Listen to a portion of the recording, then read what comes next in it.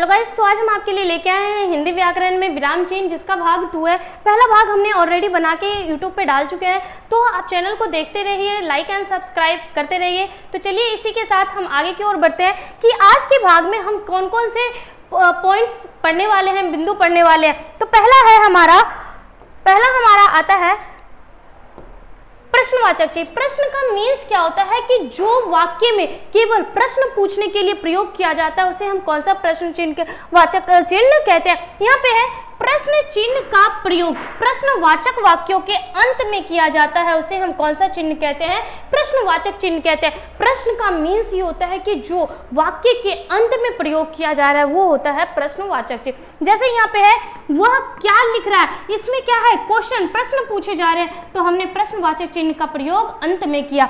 दूसरा है ताजमहल किसने बनवाया, इसमें भी प्रश्न पूछा जा रहा है, तो इसमें भी प्रश्नवाचक चिन्ह का प्रयोग हमने अंत में किया।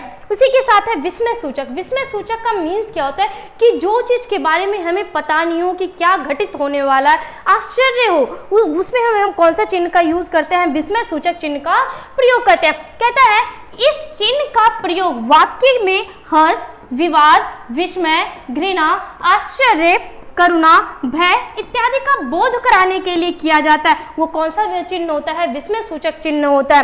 ये कहता है कि इसका उपयोग अव्यय शब्द से पहले किया जाता है। इसका उपयोग जो होता है वो किस शब्द से पहले किया जाता है?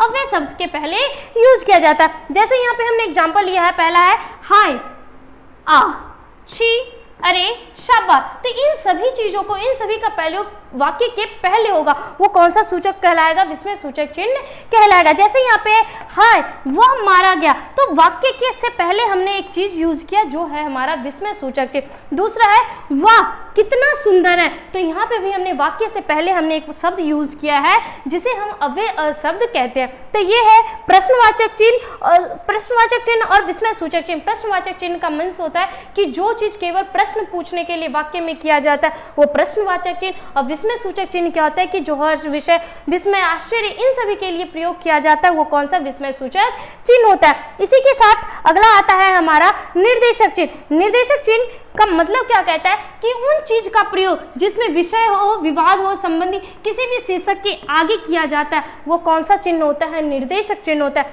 इसको रेखा चिन्ह के नाम से भी जाना जाता है। जैसे है अध्यापक, वाक्य से पहले हमने एक चिन्ह यूज किया है जो हमारा कौन सा है? निर्देशक चिन्ह है। जैसे यहाँ पे हम जैसे यूज करते हैं तो हम स्लैश डालते हैं, तो ये जैसे क्रिकेट, हॉकी, शतरंज इन सभी से पहले हमने कौन सा चिन्ह का यूज किया? निर्देशक चिन्ह का प्रयोग किया। नेक्स्ट है उद्धरण चिन्ह। उद्धरण चिन्ह का क्या कहता है कि किसी की कही हुई बात को उसी तरह प्रकट करने के लिए हम कौन से चिन्ह का प्रयोग करते हैं? उद्धरण चिन्ह का प्रयोग करते हैं। जैसे रामधारी सिंह दिनकर श्रेष्ठ कवि थे, जो क्या है? दिनकर, इनका श्रेष्ठ, तो इनसे पहले यूज किया जाता है वो कौन सा है? उद्धरण चिन्ह है। राम ने कहा है, राम ने कहा है, ये हमारा कौन सा चिन्ह हो गया? उद्धरण चिन्ह हो गया कि सत्य बोलना सबसे बड़ा धर्म है। तो इसमें है निर्देशक चिन्ह, जो चीज का प्रयोग हम क्या करते हैं किसी के भी संबंध शीर्षक के आगे यूज करते हैं वो निर्देशक चिन्ह। दूसरा है उद्धरण चिन्ह कि किसी की बात को उसी की तरह प्रकट कर देने को क्या कहते हैं? हम उद्धरण चिन्ह कहते हैं। नेक्स्ट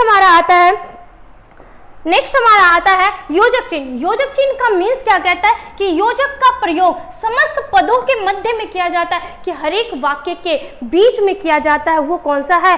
योजक चिन्ह है। जैसे सुख और दुख, बेसिकली हम इस डैश को हम किसके नाम से जानते हैं? और के रूप में संबोधित करते हैं। जैसे सुख, दुख, लाभ, हानि, दिन, रात, यश, अपयश, तन, मन, धन। इसको हम इस तरीके से भी बोल सकते हैं, सुख और दुख, लाभ और हानि, दिन और रात, यश, अपयश, तन और मन और धन, ये है योजक चिन्ह। जैसे यहाँ पे एक उदाहरण हम ले रखे हैं कि देश के दीवानों ने तन, मन, धन से देश की रक्षा के लिए प्रयत्न किया है। तो ये क्या है? इन सभी के जो मध्य में यूज होता है वो कौन सा सेंटेंस चिन्ह होता है? योजक चिन्ह होता है। तो इसी के साथ हमारा विराम चिन्ह खत्म हुआ, और आपके लिए हम और इसी तरीके के वीडियो लाते रहेंगे। इसी के साथ आप हमारे चैनल को लाइक और सब्सक्राइब करते रहिए और हमें सपोर्ट कीजिए। Thank you.